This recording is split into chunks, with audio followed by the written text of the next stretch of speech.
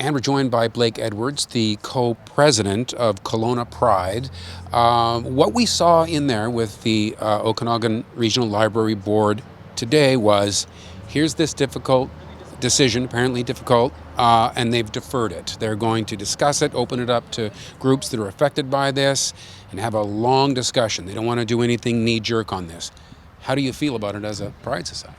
I feel like we've definitely had an opportunity for education. The memo that was released, just some of the language that was used in that memo really highlights that there's some sort of component missing. And You're making reference to some of the things that the CEO said to kind of just describe the issue. So what sort of language is he using that bothered you? So some of it is talking about sexuality and gender as being a choice, especially like we're talking about drag. Drag is a form of artistic expression and entertainment, and the memo really details more of it as a leftist movement to push what was supposed to be about inclusion and diversity is actually being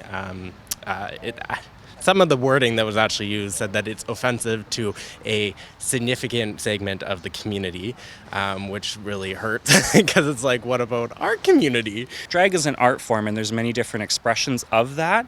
So by labeling all drag as inappropriate for children, it's just inaccurate.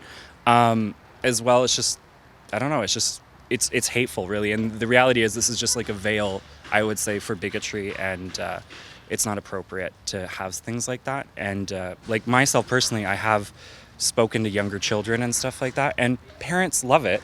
And at the end of the day, it's up to parents to decide what they expose their children to. No one is forcing anyone to go to a Drag Queen Storytime. But as the numbers show, it was the most well-attended story event for youth I'd say that the library has ever had. Over 160 people showed up. To me, it just shows that this is something our community needs. How do you feel as you walk away today? I think, again, it's that form of education. We're opening up a discussion. If no one showed up today, what would that discussion really become? We're not sure. We had a full house in the audience, which they've never had because they probably don't do a lot of controversial policy decisions at the board. But I think this is an avenue for education.